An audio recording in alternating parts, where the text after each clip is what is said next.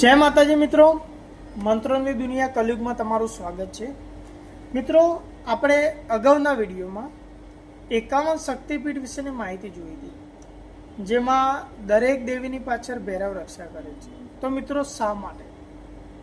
તો આ વિશે હું તમને આજે જણાવવાનો છું। ભૈરવની ઉત્પત્તિ અને કેમ એક દરેક દેવીના ત્યાં હોય છે, આ માટેની વાત હું તમને કરવાનો છું। તો મિત્રો, આવા અવનવી માહિતી માટે મારી ચેનલને સબસ્ક્રાઈબ અને લાઈક જરૂર કરજો મિત્રો, જેથી આવી અવનવી માહિતી હું તમને આપવા માટે મને પ્રોત્સાહન મળે।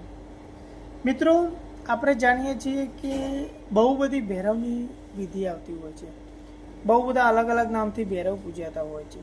પણ મિત્રો, શું તમે જાણો છો કે આ ભૈરવ બીજું જ કોઈ નહીં પણ સ્વયં શિવનો અંશ છે? હા મિત્રો, ભૈરવ એ શિવનો અંશ છે। મિત્રો, આ ભૈરવની રચના એ એટલા માટે કરવામાં આવી હતી મિત્રો કે જ્યારે શક્તિપીઠોનું સ્થાપન થયું હતું ત્યારે રાક્ષસ વંશ જે હતો એ આ શક્તિને પોતાના વશમાં કરી અને એનો નાશ ના કરે, આ માટે એની રક્ષા કરવા માટે સ્વયં શિવે ભૈરવની રચના કરી હતી, જેના અંશમાંથી એટલે કે જે એમનો રુદ્ર હતો એમાંથી ઉત્પન્ન થયેલો છે ભૈરવ। તો મિત્રો, આ પરથી તમને ખ્યાલ આવ્યો છે કે ટોટલ ભૈરવ કેટલા છે?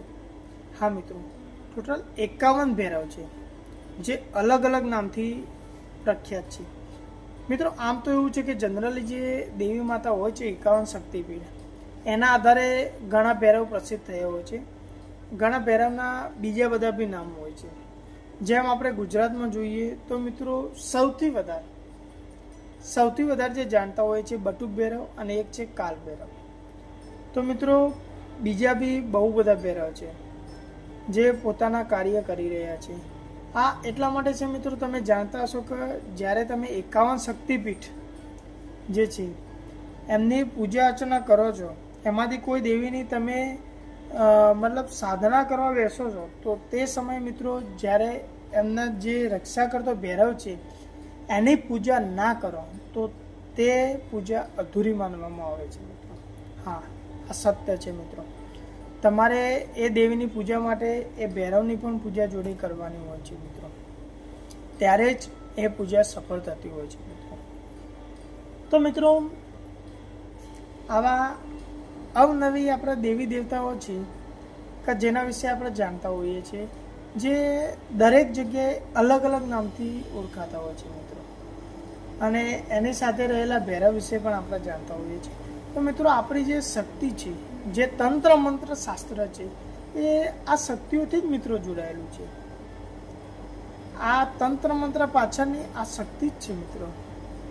જે પહેલા રાજા મહારાજાઓ હતા, ઋષિ મુનિઓ હતા, એ દેવી દેવતાઓનું તપ કરતા હતા, ત્યારે તેમને જે શક્તિ મળતી હતી એ જ શક્તિ મિત્રો આ તંત્ર મંત્રની શક્તિ છે મિત્રો, અને તેના દ્વારા જ આપણા કામ થતા હોય છે મિત્રો।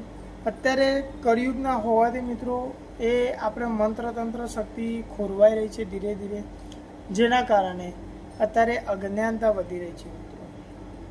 તો મિત્રો, આ ખાસ ધ્યાન રાખવું કે આ મંત્ર તંત્ર એ આપણું શાસ્ત્ર છે, એ આપણા પૂર્વજોએ આપેલી એક ધરોહર છે મિત્રો।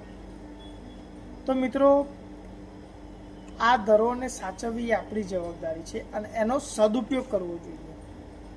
તો મિત્રો, આજે હું તમને જે માહિતી આપી કે ભૈરવ કેટલા હોય છે અને ભૈરવ ક્યાંથી ઉત્પન્ન થયા, મિત્રો આગળના વિડીયોમાં આપણે ભૈરવની સાધના વિધિ અને એના કાર્ય, એનાથી થતા લાભો, આ દરેક વિશે મિત્રો આપણે જાણવાના છીએ। અને જે 51 શક્તિપીઠ છે એ શક્તિ ક્યાંક ને ક્યાંક કયા મંત્ર સાથે જોડાયેલી છે એના વિશે પણ હું તમને માહિતી આપવાનો છું। તો મિત્રો, આવી અવનવી માહિતી માટે મારી ચેનલને સબસ્ક્રાઈબ જરૂર કરજો મિત્રો, અને જો મારાથી જે જાણકારી અપાઈ એમાં કંઈક ખોટી હોય તો મિત્રો મને માફ કરજો, અને જો જરૂર માહિતી તમને યોગ્ય લાગે અને આમાં કંઈક તમને સારું એવું જાણવા મળ્યું તો મિત્રો મારા વિડીયોને શેર પણ જરૂર કરજો। જય માતાજી મિત્રો।